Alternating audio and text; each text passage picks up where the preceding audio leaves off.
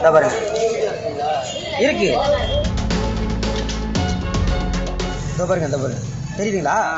பூச்சி உள்ள நெளியுதுங்களா?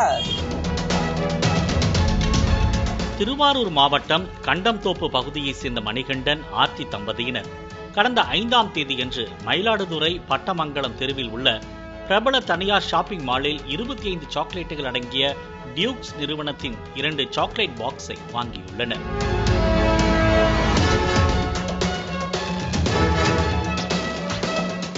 அதில் ஒன்றை தாயார் வீட்டிற்கும் மற்றொரு சாக்லேட் பாக்ஸை தனது குழந்தைகளுக்காகவும் வீட்டிற்கு எடுத்துச் சென்றுள்ளனர்.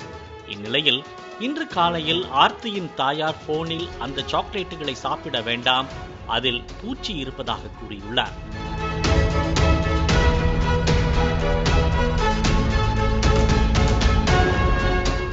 உடனே ஆர்த்தி தான் வாங்கிய சாக்லேட் பாக்ஸை பிரித்த போது உயிருடன் பூச்சி நெளிவதைக் கண்டு அதிர்ச்சி அடைந்துள்ளார். மயிலாடுதுறை ஷாப்பிங் மாலுக்கு மணிகண்டன் ஆர்த்தி இருவரும் சென்று காலாவதி ஆகாமலே சாக்லேட் பாக்ஸில் பூச்சி வந்தது எப்படி என கடை உரிமையாளரிடம் கேள்வி எழுப்பினர். இருக்கு தெரியுதுங்களா? பூச்சி உள்ள நெளியுதுங்களா? அதை எடுங்க, வெளில எடுங்க, குத்தி வெளில எடுங்க. ஓகேங்களா? ஆமாம் ஆமாம்.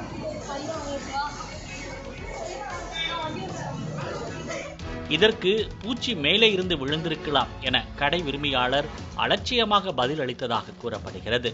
பின்னர் உணவு பாதுகாப்புத்துறை அதிகாரிகளுக்கு தகவல் கொடுத்த பின் நகராட்சி உணவு பாதுகாப்புத்துறை அலுவலர் சீனிவாசன் ஆய்வு செய்து புகாரை பெற்றுக் கொண்டார்.